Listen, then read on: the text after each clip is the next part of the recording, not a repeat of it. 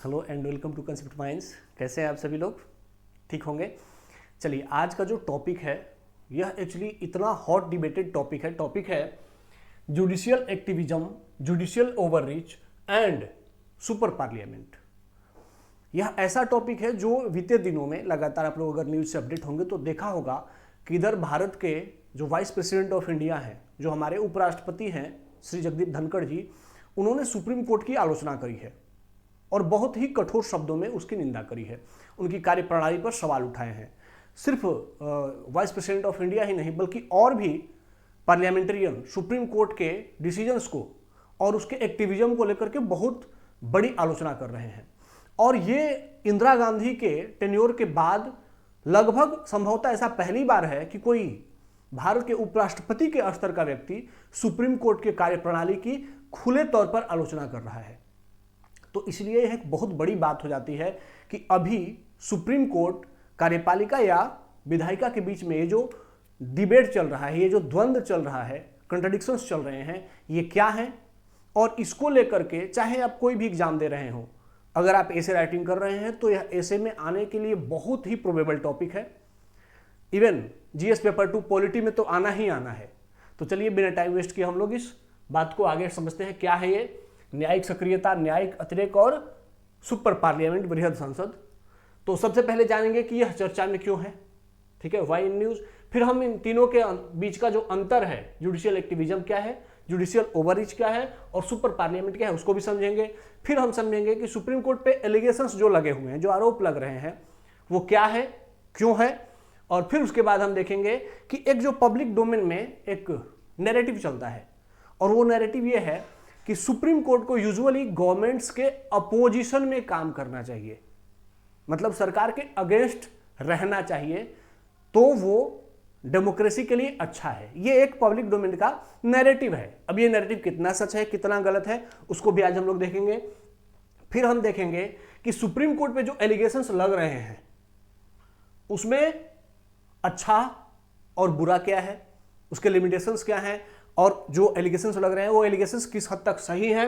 फिर हम देखेंगे कि कैसे सुप्रीम कोर्ट ने जुडिशियल एक्टिविज्म का परिचय देते हुए कौन कौन से लैंडमार्क जजमेंट्स दिए हैं, अच्छे अच्छे न्यायिक निर्णय दिए हैं।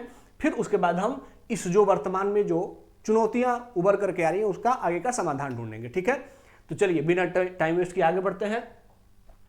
सबसे पहला है कि ये चर्चा में क्यों है। दरअसल हुआ ये था कि तमिलनाडु गवर्नमेंट ने सुप्रीम कोर्ट में एक केस रजिस्टर्ड किया था, Tamil Nadu government versus governor.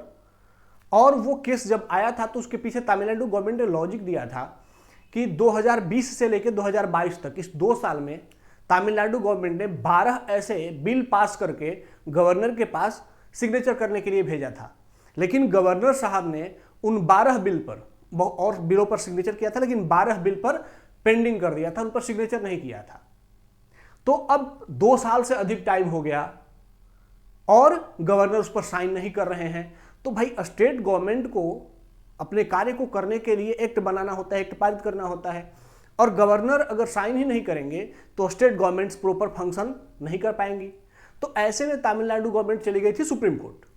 Supreme court ने इसमें फैसला देते हुए कहा कि जो 2020 से 2022 के बीच में जितने बिल गवर्नर के पास पेंडिंग है उसको पारित माना जाएगा, उसको अप्रूव्ड मान लिया जाएगा। अब वो बिल नहीं रहेंगे, अब वो एक्ट बन जाएंगे, कानून बन जाएंगे, विधि बन जाएंगी।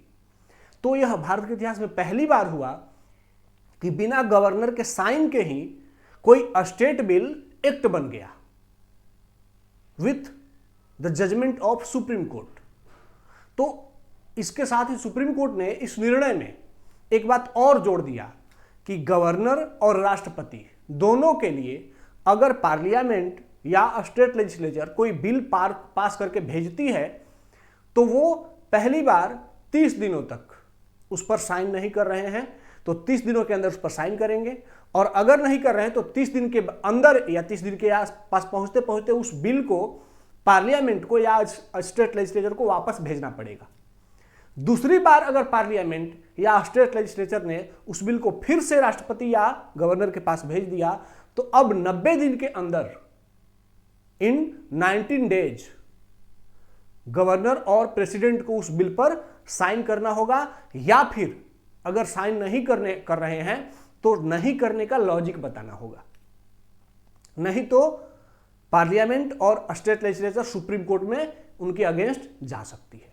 तो यह पहली बार था कि सुप्रीम कोर्ट ने प्रेसिडेंट को उनका जो पॉकेट वीटो है उसके अगेंस्ट जाकर के और कहा कि आप अपने पॉकेट वीटो का अनलिमिटेड टाइम तक यूज नहीं कर सकते, सिर्फ 90 दिन तक मैक्सिमम कर सकते हैं। तो इसके साथ ही जब सुप्रीम कोर्ट ने, और इसमें सुप्रीम कोर्ट ने आर्टिकल 142 का प्रयोग किया। आर्टिकल 142 का मतलब होता है कि सुप्रीम कोर्ट को जब पूर्ण न्याय करना होता है, टोटल जस्टिस सिक्योर करना होता है, तो ऐसे में यह एक सुप्रीम कोर्ट को दिया गया आपात शक्ति है, विशेष पावर है, स्पेशल पावर है, जो कि सामान्य रूप से सुप्रीम कोर्ट से उम्मीद किया जाता है कि सामान्य दिनों में सुप्रीम कोर्ट इस पावर का यूज नहीं करेगा।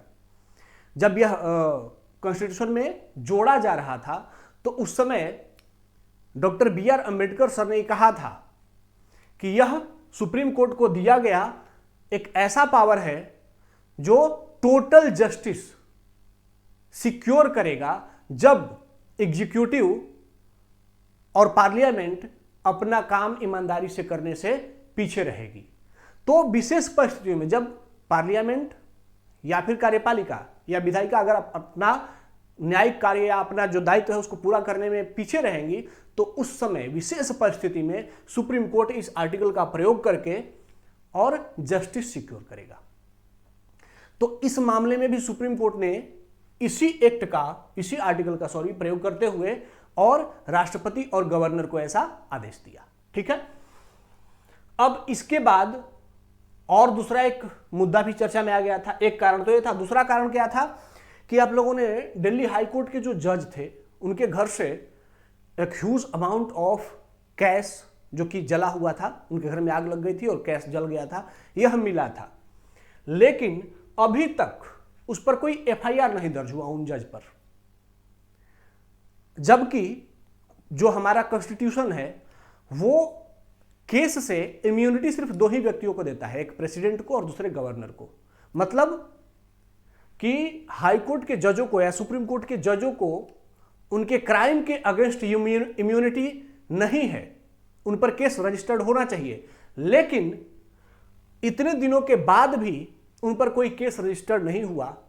क्यों? क्योंकि सुप्रीम कोर्ट ने अपने वर्डिक्ट्स में ऐसा स्ट्रॉन्ग इम्यूनिटी दे रखा है, मतलब ये कॉन्स्टिट्यूशन में नहीं है, संविधान में नहीं है, लेकिन सुप्रीम कोर्ट ने अपने जजमेंट्स से जजों को इतनी स्ट्रॉन्ग इम्यूनिटी दे रखी है कि उनके खिलाफ FIR तक दर्ज नहीं होता। इस बात को लेकर के भी जगदीप धनखड़ जी ने जुडिशरी की आलोचना करी कि जज एक व्यक्ति नहीं है क्या, उसने अगर कोई अपराध किया है तो उसके खिलाफ कोई केस क्यों नहीं दर्ज हो रहा है, कोई FIR क्यों नहीं हो रही है। उसके बाद लगातार ऐसे सुप्रीम कोर्ट पर आरोप लगने लगे। तो इस तरीके से सुप्रीम कोर्ट का यह डिसीजन और सुप्रीम कोर्ट के जजों को या हाई कोर्ट के जजों को जो मिली है इम्यूनिटी, जो सुरक्षा मिली है, वो लगातार आलोचना के घेरे में आ गई। अब आगे हम समझते हैं कि ये जो टर्म्स हैं जुडिशियल एक्टिविज्म और जुडिशियल ओवररीच, ये क्या है, न्यायिक सक्रियता और न्यायिक अतिरेक। अब आरोप यह लगा कि जो जुडिशियल एक्टिविज्म का कंसेप्ट जुडिशरी ने इंट्रोड्यूस किया था, उसको लेकर के अब जुडिशरी क्या हो रही है, और ज्यादा पावर अपने पास बढ़ाते चली जा रही है, और जजों को इतना पावर दे रखा है, उनको पावर के साथ साथ इतनी सुरक्षा दे रखी है कि वो कुछ भी अपराध भी करें तो भी उन पर कोई एक्शन नहीं होता है। अब दोनों में अंतर जान लेते हैं कि जुडिशियल एक्टिविज्म क्या है, न्यायिक सक्रियता क्या है। तो पहला है कि use of constitutional power to provide justice. Judicial activism क्या है कि संवैधानिक शक्तियों का प्रयोग उस स्तर पर करना कि न्याय सिक्योर किया जा सके। ठीक है। और use of PIL, public interest litigation. अगर कोई व्यक्ति जो समाज में है, जो सुप्रीम कोर्ट या हाई कोर्ट में अपने लिए नहीं जा सकता है, उसके खिलाफ अन्याय हो रहा है, अत्याचार हो रहा है, लेकिन वहां पहुंचने की उसकी क्षमता नहीं है, तो वह चिट्ठी लिख करके या उसके स्थान पर कोई और दूसरा व्यक्ति जो सक्षम है जाने में, वह सुप्रीम कोर्ट और हाई कोर्ट जाकर के उस व्यक्ति के लिए न्याय की मांग कर सकता है।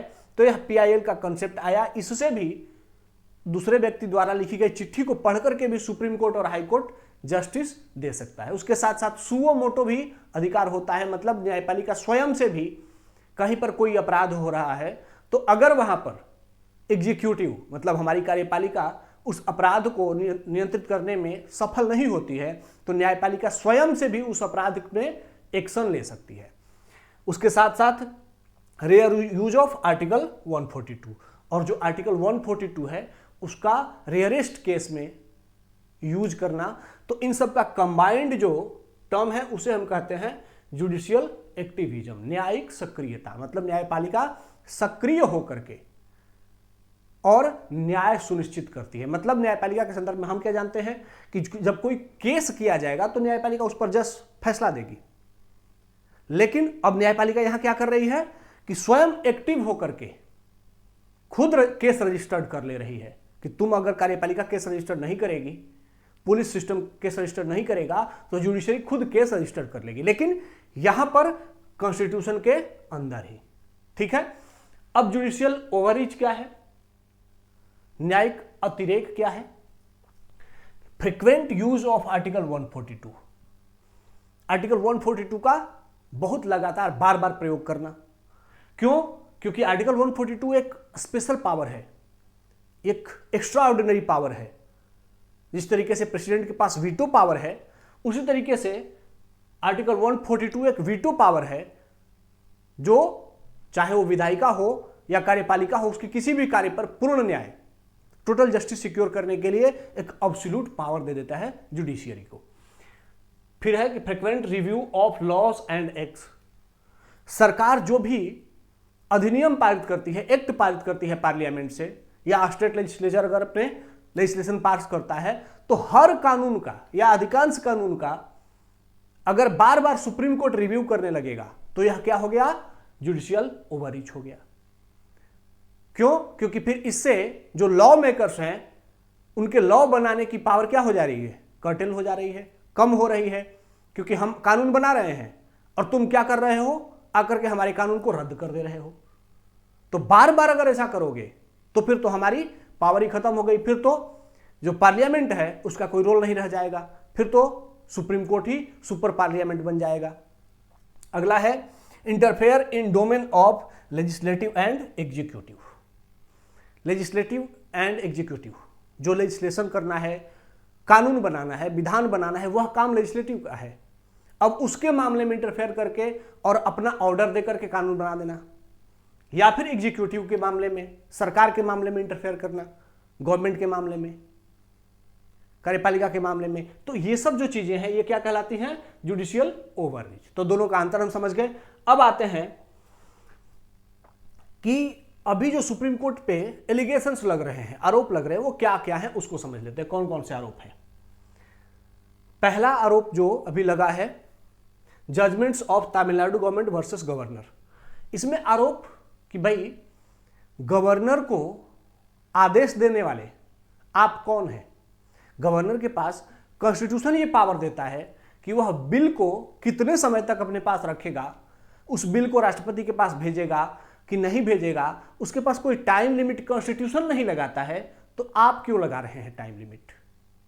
Who are you to impose time on governor? Because governor is also a constitutional post. Constitution has given him a power. तो एक आरोप तो यह है। दूसरा, यूज ऑफ आर्टिकल 142। भाई आप बार बार आर्टिकल 142 का यूज क्यों कर रहे हैं? क्योंकि आर्टिकल 142 क्या है, इमरजेंसी पावर है। जैसे इंदिरा गांधी जी ने इमरजेंसी लगाया तो वो एक बार हुआ ना, बार बार तो हमारे यहां इमरजेंसी नहीं लगती है। लेकिन आप क्या कर रहे हैं, और उसी तरीके का पावर आपको भी एक दिया गया आर्टिकल 142 और आप उसका बार बार यूज कर रहे हैं। तो ये क्या हो गया, जुडिशियल पावर का एक्सेसिव दुरुपयोग हो गया ये। तीसरा है पावर ऑफ प्रेसिडेंट। आपको अपॉइंट करता है प्रेसिडेंट, सुप्रीम कोर्ट के जजों को अपॉइंट करता है प्रेसिडेंट, उसी के सिग्नेचर से आपका अपॉइंटमेंट हो रहा है और आप प्रेसिडेंट को ही ऑर्डर दे रहे हो कि नहीं आपको 90 दिन के अंदर साइन करना है। मतलब आप प्रेसिडेंट से भी ऊपर हो गए हो। अगला आरोप ये है। फिर है कि नो एफआईआर इन दिल्ली हाईकोर्ट जज कैश केस। कोई इम्यूनिटी नहीं है, कॉन्स्टिट्यूशनल इम्यूनिटी नहीं है, लेकिन आपने क्या कर रखा है, आपने खुद से अपने लिए एक इम्यूनिटी कवर बना रखा है, तो यह भी गलत है। फिर अगला आरोप है कॉलेजियम सिस्टम का end rejection of NJSC, national judicial appointment commission का रिजेक्ट कर देना। तो कॉलेजियम सिस्टम का आरोप क्या है कि भाई जज स्वयं अपने ही अंदर में से जजों को अपॉइंट करते हैं आपको, जबकि अपॉइंटमेंट अथॉरिटी कौन है, जजों की अपॉइंटमेंट अथॉरिटी कौन है, पार्लियामेंट और प्रेसिडेंट। लेकिन यहां पर क्या होता है, सरकार अपॉइंट करना, संविधान ने नियम बना रखा है कि सरकार अपॉइंट करेगी जजों को, लेकिन जज यहां पर खुद से ही अपने आप को अपॉइंट कर रहे हैं। सुप्रीम कोर्ट में कौन जज बनेगा या कौन तय करता है, कॉलेजियम। और कॉलेजियम के पास इतना पावर है कि वह अगर राष्ट्रपति को बोला कि इसी को अपॉइंट करना है तो राष्ट्रपति बहुत मना नहीं कर सकता, उसको एक बार बस रिव्यू के लिए भेज सकता है, दोबारा वापस नहीं भेज सकता। तो कॉलेजियम सिस्टम पर आरोप लग रहे हैं कि कॉलेजियम सिस्टम भाई जज ही स्वयं जजों को क्यों नियुक्त करें, और जब आप अपॉइंट कर रहे हैं तो कोई क्राइटेरिया बताइए कि क्यों अपॉइंट कर रहे हैं, किस आधार पर कर रहे हैं। तो कॉलेजियम सिस्टम में कोई क्राइटेरिया भी क्लोज और डिस्क्लोज नहीं किया गया है, कोई ओपन क्राइटेरिया भी आपने नहीं है, जिसको मन किया आपका उसको जज बना दिया, सुप्रीम कोर्ट का या हाई कोर्ट का। एंड रिजेक्शन ऑफ एनजेएससी, सरकार ने कॉन्स्टिट्यूशनल अमेंडमेंट के माध्यम से नेशनल जुडिशियल अपॉइंटमेंट कमीशन बनाया था, एक कमीशन कि भाई जजों की नियुक्ति एक कमीशन करेगी। उसमें सुप्रीम कोर्ट के जज भी थे, कार्यपालिका के भी लोग थे, अपोजिशन पार्टी के भी मेंबर थे, सब मिल करके जजों का अपॉइंटमेंट करने वाले थे। लेकिन सुप्रीम कोर्ट ने क्या किया, इसको एनजेएससी को रिजेक्ट कर दिया, नहीं जजों को हम ही अपॉइंट करेंगे, इसमें सरकार या फिर पार्लियामेंट का कोई रोल नहीं होगा। तो एक आरोप ये लगा। फिर दूसरा आरोप लगता है नेपोटिज्म इन अपॉइंटमेंट का, मतलब कि सुप्रीम कोर्ट के जजों के अपॉइंटमेंट में भाई भतीजावाद चलता है, पक्षपात चलता है। लगभग 100 फैमिलीज हैं, 100 परिवार हैं, और उसी 100 परिवार से भारत के अधिकांश जज आए हुए हैं, ऐसा आरोप लगता है। चाहे वो सुप्रीम कोर्ट हो या हाई कोर्ट हो, उसी 100 परिवार के बीच में से ये लोग आपस में एक दूसरे को अपॉइंट करते रहते हैं। किसी का बेटा आज पिता जज है, सुप्रीम कोर्ट का चीफ जस्टिस है, डीवाई चंद्रचूड़ जो इससे पहले थे, उनके पिताजी भी सुप्रीम कोर्ट के चीफ जस्टिस थे, और फिर वो भी चीफ जस्टिस बने। तो ऐसे बहुत सारे जज हैं जिनके कि बाप जस्टिस, बेटा भी जस्टिस। तो ये क्या है, भाई भतीजावाद है, पक्षपात है। तो जुडिशरी में आप क्या कर रहे हैं, आप न्याय देने वाली संस्था में हैं और आपके अंदर खुद ही पारदर्शिता नहीं है, आप खुद भाई भतीजावाद और पक्षपात कर रहे हैं, ऐसा आरोप लगता है। फिर क्या है, पावर विदाउट अकाउंटेबिलिटी। अगला आरोप लगता है सुप्रीम कोर्ट पर कि आपके पास पावर बहुत अधिक है, आर्टिकल 142 जैसा वीटो पावर है, लेकिन आपके पास अकाउंटेबिलिटी है ही नहीं। आपको कौन जिम्मेदार ठहराए, किसके प्रति आप जवाबदेह हैं। आपने कोई गलत डिसीजन दिया तो आपका उसको आपका खमियाजा कोई भुगतना ही नहीं है, क्योंकि कोई के आप तो जिम्मेदारी बनती नहीं किसी के प्रति। जबकि जो पार्लियामेंट है वह क्या है, पब्लिक के प्रति अकाउंटेबल है, क्योंकि उसे हर 5 साल में इलेक्शन लड़ने जाना है। तो अगर वो गलत करेगी तो उसे डर है कि लोग हमें वोट नहीं करेंगे, तो उसके ऊपर तो डर है, लेकिन जजों के ऊपर कोई डर है ही नहीं। चाहे जो डिसीजन मन में आए वो दे देंगे, गलत दे सही दे, कोई जिम्मेदारी नहीं है, कोई उनको हटाने वाला नहीं है, कोई पूछने वाला नहीं है। जबकि कार्यपालिका और विधायिका को पूछने वाले लोग हैं, और जो डेमोक्रेसी है उसमें पावर किसके पास होना चाहिए, वी द पीपल के पास, लोगों के पास। लेकिन जुडिशरी के पास पावर बहुत अधिक है, लेकिन अकाउंटेबिलिटी नहीं है, कोई उनको अकाउंटेबल ठहराने वाली संस्था ही नहीं है। तो जब आपके पास अकाउंटेबिलिटी नहीं है तो आप कार्यपालिका और विधायिका के मामले में इंटरफेयर क्यों कर रहे हैं, क्योंकि वो तो पब्लिक के लिए अकाउंटेबल है। अगर कोई भी मेंबर ऑफ पार्लियामेंट है, एमपी है, तो उसे पता है ना कि मैं अपने इलाके में अगर काम नहीं करूंगा तो अगली बार मुझे वोट नहीं देंगे लोग, तो वह अपने इलाके के लोगों के लिए अकाउंटेबल होगा, जवाबदेह होगा। लेकिन सुप्रीम कोर्ट में ऐसी कोई अकाउंटेबिलिटी नहीं है। फिर अगला आरोप है lack of social justice in appointment. एक आरोप यह भी लगता है कि सुप्रीम कोर्ट में जो अधिकांश जजों का अपॉइंटमेंट आज तक हुआ है वो सभी जनरल कैटेगरी से ही बिलोंग करते हैं, अधिकांश जनरल कैटेगरी, रेयरली ही कोई उसमें से ओबीसी हुआ है या एससी एसटी हुआ है। तो अधिकांश जज जनरल कैटेगरी से हैं। अभी निशिकांत दुबे ने एक आरोप लगाया कि 90% से अधिक जज जनरल कैटेगरी से आते हैं। OBC, SC ST, even women का भी बहुत ही रेयरली कोई रिप्रेजेंटेशन देखने को मिलता है। तो वहां पर हम सोशल जस्टिस करना चाहते हैं, पूरा दुनिया सोशल जस्टिस की ओर आगे बढ़ रही है, जेंडर जस्टिस की ओर बढ़ रही है, और जेंडर जस्टिस देने वाली जो सबसे बड़ी संस्था है उसी में सोशल जस्टिस और जेंडर जस्टिस नहीं है।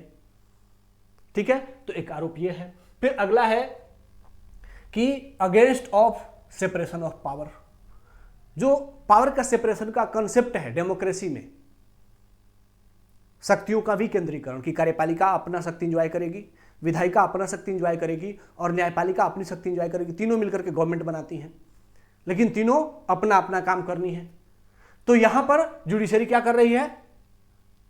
जुडिशरी अब ये एग्जीक्यूटिव के मामले में इंटरफेयर कर रही है कि भाई एक्ट कैसे बनेगा, एक्ट कौन बनाएगा, कब तक साइन करेगा, ये काम किसका है? एग्जीक्यूटिव का। लेकिन यहां पर कर कौन रहा है? सुप्रीम कोर्ट कर रहा है। तो ये क्या हो गया? सेपरेशन ऑफ पावर के अगेंस्ट हो गया। तो इतने सारे आरोप सुप्रीम कोर्ट पे लग रहे हैं। अब आते जानते हैं, आगे बढ़ते हैं कि इतने सारे आरोप तो लग रहे हैं, लेकिन इन आरोपों में प्रोस एंड कॉन्स क्या हैं? पहला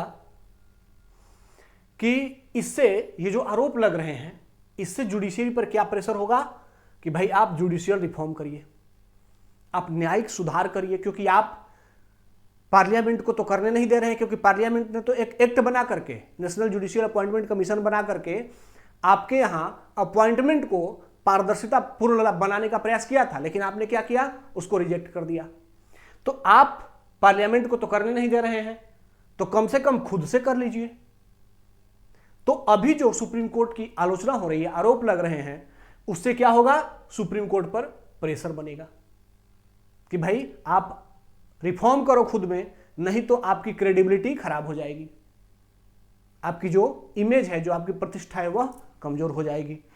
तो ये तो एक प्रोस हुआ कि इससे सुप्रीम कोर्ट में दबाव बनेगा कि वह जुडिशियल रिफॉर्म करे। लेकिन इसके एक कॉन्स भी हैं। कॉन्स क्या है कि भाई जो सुप्रीम कोर्ट की जो प्रेस्टीज है, वह न्यायपालिका की जो प्रतिष्ठा है वह धूमिल होगी, क्योंकि हमारे यहां लोगों को सरकार पर उतना भरोसा नहीं होता। सरकार का कहने का मतलब है एग्जीक्यूटिव पे, कार्यपालिका पर, प्रधानमंत्री, राष्ट्रपति, मुख्यमंत्री, इन पर उतना भरोसा नहीं होता, लेकिन जुडिशरी पर होता है कि हम इनके खिलाफ भी जुडिशरी में जाकर के और अपने लिए जस्टिस मांग पाएंगे। लेकिन अगर सुप्रीम कोर्ट की प्रतिष्ठा खराब होती है, न्यायपालिका की इमेज खराब होती है, और उपराष्ट्रपति, राष्ट्रपति, ऐसे बड़े बड़े स्तर के जो अधिकारी हैं वह अगर आलोचना करते हैं, तो इससे और ज्यादा इमेज खराब हो जाएगी। तो यह लोगों के भरोसा को कमजोर कर देगा, और अगर जुडिशियल सिस्टम में लोगों का भरोसा कमजोर हुआ तो डेमोक्रेसी में लोगों का भरोसा खत्म हो जाएगा। तो इसीलिए जुडिशरी में लोगों का भरोसा बना रहना बहुत जरूरी है, और बने रहने के लिए जुडिशरी की आलोचना भी लिमिटेड होनी चाहिए, और आलोचना तब लिमिटेड होगी जब जुडिशरी में पारदर्शिता होगी। तो इसके प्रोस एंड कॉन्स दोनों हैं। अब आगे बढ़ते हैं और जानने की कोशिश करते हैं कि जुडिशरी का क्या ओपिनियन है। भाई अभी तक तो हमने जान लिया कि जुडिशरी की आलोचना किस आधार पर हो रही है, उस आलोचना का लाभ और हानि क्या हो सकता है। अब जानते हैं कि जुडिशरी का इसमें क्या स्टैंड है। ठीक है, पहला है कि कॉन्स्टिट्यूशन इज अबव प्रेसिडेंट। देखो भाई, सबसे ज्यादा पावर किसके पास है? कॉन्स्टिट्यूशन के पास, क्योंकि कॉन्स्टिट्यूशन से ही चाहे वो प्रेसिडेंट हो, चाहे वो जुडिशरी हो, या एग्जीक्यूटिव हो, या फिर पार्लियामेंट हो, सब कॉन्स्टिट्यूशन से ही पावर लेते हैं। तो कॉन्स्टिट्यूशन प्रेसिडेंट से भी ऊपर है। तो अगर आर्टिकल 142 कॉन्स्टिट्यूशन में दिया गया है, जुडिशरी को यह पावर दिया गया है, तो जुडिशरी उस पावर का प्रयोग करेगी, क्योंकि वह कॉन्स्टिट्यूशन का पावर है। ठीक है, और प्रेसिडेंट उस कॉन्स्टिट्यूशन से ऊपर नहीं है। President is the first citizen of India. वो भारत के पहले नागरिक हैं, लेकिन है तो नागरिक ही, संविधान से ऊपर नहीं है। दूसरा, article 142 is part of constitution. Article 142 का अगर यूज हो रहा है तो वह एक्स्ट्रा कॉन्स्टिट्यूशनल नहीं है, संविधान से अलग नहीं बल्कि वह संविधान का पार्ट है, इसलिए यूज हो रहा है। तीसरा, रिसेंट जजमेंट्स, जो रिसेंट जजमेंट्स आए हैं वो क्या है, not minimizing the power but speeding the process only.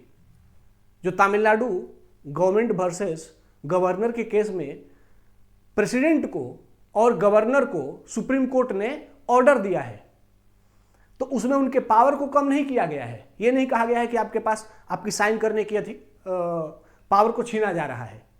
आपके पास साइन करने का पावर तो अभी भी है और आपके साइन से ही एक्ट बनेगा, लेकिन सुप्रीम कोर्ट उस प्रोसेस को फास्ट कर दे रही है कि आप अब उस पर, स्टेट गवर्नमेंट ने बिल पास करके आपके पास भेजा स्टेट लेजिस्लेचर ने, और आप उस पर बैठे हुए हैं और कोई साइन ही नहीं कर रहे हैं। कब तक साइन नहीं करेंगे कोई पता ही नहीं है। उसी तरीके से पार्लियामेंट ने कोई बिल पास करके भेजा तो कब तक साइन करने वाले हैं प्रेसिडेंट पता ही नहीं है। तो हम आपके साइन करने के पावर को कम नहीं कर रहे हैं, हम बस उस प्रोसेस को फास्ट कर रहे हैं कि भाई अगर आपको साइन करना है तो साइन कर दीजिए, और अगर नहीं करना है तो वापस भेज दीजिए। ठीक है, आप कम से कम हाँ या ना कुछ तो बोल दीजिए, लेकिन बिना बोले सिर्फ उस पर बैठे मत रहिए, ताकि पार्लियामेंट भी और स्टेट लेजिस्लेचर भी अपने काम को और आगे देखता रहे कि भाई गवर्नर ने मना कर दिया सॉरी, और मना करने के पीछे का कारण बता दिया कि इसलिए मैं आपके एक्ट पर साइन नहीं कर रहा हूं, तो हमें उस कारण के बारे में सोचना पड़ेगा। लेकिन आप बिना कारण बताए उस पर बैठे हुए हैं, साइन ही नहीं कर रहे हैं, तो यह क्या है, गलत है। तो हमने जो रिसेंट जजमेंट दिया है आर्टिकल 142 का यूज करके, वो इसलिए नहीं दिया है या उसमें हमने आपके पावर को कम नहीं किया है, बल्कि आपके प्रक्रिया को फास्ट किया है बस। फिर अगला है कि collegium is preventing autonomy of judiciary. अगर कॉलेजियम नहीं होता तो शायद जुडिशरी की भी ऑटोनॉमी, जो उसकी स्वतंत्रता है, स्वायत्तता है, वह भी कर्टेल हो जाती, कम हो जाती, क्योंकि गवर्नमेंट का फिर इंटरफेयर होने लगता। तो जज सरकार से डरने लगते, और सरकार से डर नहीं है, इसीलिए सरकार के खिलाफ भी वो फैसला दे पाते हैं, क्योंकि मैक्सिमम केस तो गवर्नमेंट के अगेंस्ट ही है। तो अगर ऐसे में मुझे इस बात का डर रहेगा सुप्रीम कोर्ट को या हाई कोर्ट को कि भाई अगर हमने गवर्नमेंट के अगेंस्ट कोई फैसला किया तो गवर्नमेंट हमारे खिलाफ कोई एक्शन ले सकती है, तो वो फिर गवर्नमेंट के अगेंस्ट में एक्शन नहीं लेंगे। तो ऐसे में उनके अपॉइंटमेंट में गवर्नमेंट का रोल मिनिमम होना चाहिए, ताकि क्या किया जा सके, गवर्नमेंट का जो इंटरफेयर है जुडिशरी में उसको कम किया जा सके, और इस तरीके से जुडिशरी स्वतंत्र रूप से जस्टिस सिक्योर कर सके। तो ये सुप्रीम कोर्ट का अपना पक्ष है, जो सुप्रीम कोर्ट ने नहीं रखा है, लोगों ने ऐसा डिस्क्राइब किया है। ठीक है, अब आते हैं कि सुप्रीम कोर्ट ने आर्टिकल 142 जिसके बारे में आरोप लग रहे हैं, उसका यूज करके बहुत अच्छे अच्छे लैंडमार्क जजमेंट्स दिए हैं, जो कि भारत के लिए बहुत ही अच्छे रहे हैं। पहला केस है जैसे अयोध्या जजमेंट 2019 का केस आया था, इसमें भी सुप्रीम कोर्ट ने आर्टिकल 142 का यूज किया था और इसके माध्यम से अयोध्या में राम टेम्पल बना। सेकंड जजमेंट है सहारा एंड सेवी केस 2012 में। आप सभी को पता है सहारा जिसने कि क्या किया था, क्राउड फंडिंग किया था, लोगों से पैसा लिया था और वो पैसा इन्वेस्ट किया और वो पैसा इधर उधर उड़ा दिया गया। अब वो पूरे लोगों के पैसे डूब गए, तो और न सरकार इस पर कोई एक्शन ले रही थी, न कोई कुछ कर पा रहा था। तो फाइनली सुप्रीम कोर्ट ने आर्टिकल 142 का यूज करते हुए सहारा को ऑर्डर किया कि जितने लोगों से आपने पैसा लिया है उसका पैसा वापस करो। तो यहां पर इकोनॉमिक जस्टिस हुआ। तीसरा, दिल्ली गवर्नमेंट वर्सेस एलजी का जो पावर का केस था 2023 में, इसमें दिल्ली गवर्नमेंट और एलजी में जो बार बार टकराव हो रहा था, उस समय अरविंद केजरीवाल सीएम हुआ करते थे, तो बार बार टकराव हो रहा था, तो उस समय भी आर्टिकल 142 का यूज करते हुए सुप्रीम कोर्ट ने फैसला दिया था कि दिल्ली गवर्नमेंट के पावर को थोड़ा बढ़ाया था और एलजी को बोला था कि आप ऑटोक्रेटिक रूप से निर्णय नहीं लेंगे क्योंकि वो इलेक्टेड गवर्नमेंट है। तो इस तरीके से वह केस भी बहुत एक लैंडमार्क जजमेंट वाला केस था। फिर पावर ऑफ स्पीकर और डिप्टी स्पीकर 2023 का फैसला था। महाराष्ट्र गवर्नमेंट का जो इशू हुआ था कि जो स्पीकर हैं, जो विधानसभा के अध्यक्ष हैं या उपाध्यक्ष हैं, वो सदस्यों को हटाने में या फिर वो कितना पावर एंजॉय करेंगे, जिसको जब मन करेगा अपोजिशन को वॉकआउट कर देंगे, बाहर कर देंगे, या फिर जो दल बदल अधिनियम में जो आरोपित हैं उनके ऊपर पे फैसला ही नहीं लेंगे। तो ऐसे मुद्दे जब सुप्रीम कोर्ट पर आए तो उस समय भी सुप्रीम कोर्ट ने इस लैंडमार्क जजमेंट के माध्यम से क्या किया था, जो विधानसभा में विपक्ष की आवाज थी उसको भी मजबूती दी थी। उसी तरीके से सेलिंग ऑफ लीकर प्रोहिबिटेड। अब ये 2016 का केस था कि जो नेशनल हाईवे है उससे 500 मीटर के अंदर में शराब की बिक्री नहीं होगी, क्योंकि इससे क्या होगा कि उसके आसपास शराब पीकर के लोग गाड़ियां चलाएंगे और एक्सीडेंट्स होंगे। तो ये सरकार इस पर ध्यान नहीं दे रही थी, लेकिन सुप्रीम कोर्ट ने इस जजमेंट के माध्यम से क्या किया था, एक्सीडेंट को कम करने के लिए एक बहुत अच्छा फैसला दिया था। तो ऐसे बहुत सारे फैसले सुप्रीम कोर्ट ने दिए हैं और अब तक टोटल 791 बार सुप्रीम कोर्ट ने आर्टिकल 142 का प्रयोग किया है आजादी से अब तक। और सुप्रीम कोर्ट ने इस आर्टिकल 142 को क्या कर रखा है, बेसिक स्ट्रक्चर का पार्ट घोषित कर रखा है, डिक्लेयर कर रखा है। मतलब कि पार्लियामेंट भी कॉन्स्टिट्यूशनल अमेंडमेंट के माध्यम से भी आर्टिकल 142 को समाप्त नहीं कर सकती है। ठीक है, तो इस तरीके से आर्टिकल 142 को इम्यूनिटी भी दी गई है, बेसिक पार्ट डिक्लेयर कर दिया गया है, उसके साथ साथ अच्छे अच्छे लैंडमार्क जजमेंट्स भी दिए गए हैं, जिससे कि क्या हुआ है, डेमोक्रेसी स्ट्रांग हुआ है और लोगों को जस्टिस सिक्योर हुआ है। अब आते हैं कि आगे की राह क्या होनी चाहिए, what would be the way forward. पहला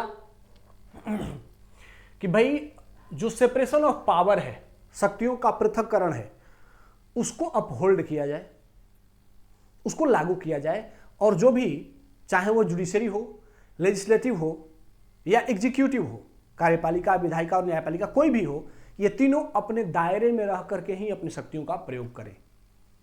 ठीक है, उसके बाद है, लेकिन उसके साथ साथ हमें चेक एंड बैलेंस को मेंटेन करना होगा।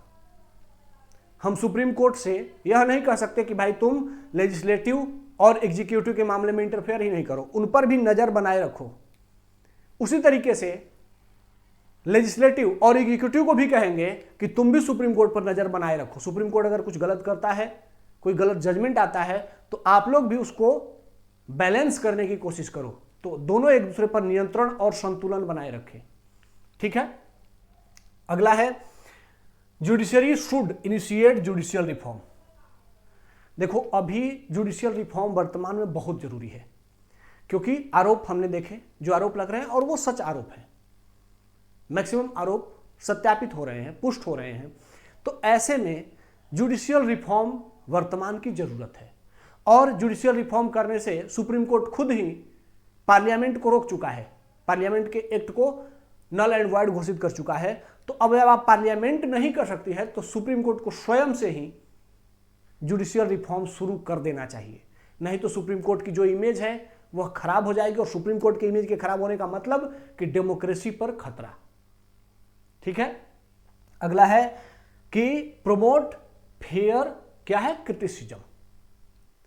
सुप्रीम कोर्ट को भी इस बात को ध्यान रखना होगा कि अगर वह उसके जजमेंट्स हो रहे हैं तो निष्पक्ष रूप से अगर कोई उसके जजमेंट्स की आलोचना करता है तो उसे सुप्रीम कोर्ट को प्रमोट करना होगा। हालांकि अभी भी सुप्रीम कोर्ट इस मामले में अपने सुप्रीम कोर्ट के जजमेंट्स की आलोचना की जा सकती है, अगर फेयर रूप से क्रिटिसाइज किया जाए तो ये सुप्रीम कोर्ट इसको परमिशन देता है।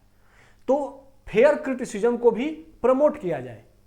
क्रिटिसिज्म सिर्फ सुप्रीम कोर्ट की नहीं, बल्कि एग्जीक्यूटिव और लेजिस्लेशन की भी, कि वो भी अगर कुछ ऐसा सुप्रीम कोर्ट के बारे में बोलते हैं तो उनका भी आलोचना होनी चाहिए, और सुप्रीम कोर्ट के भी जजमेंट्स की आलोचना होनी चाहिए।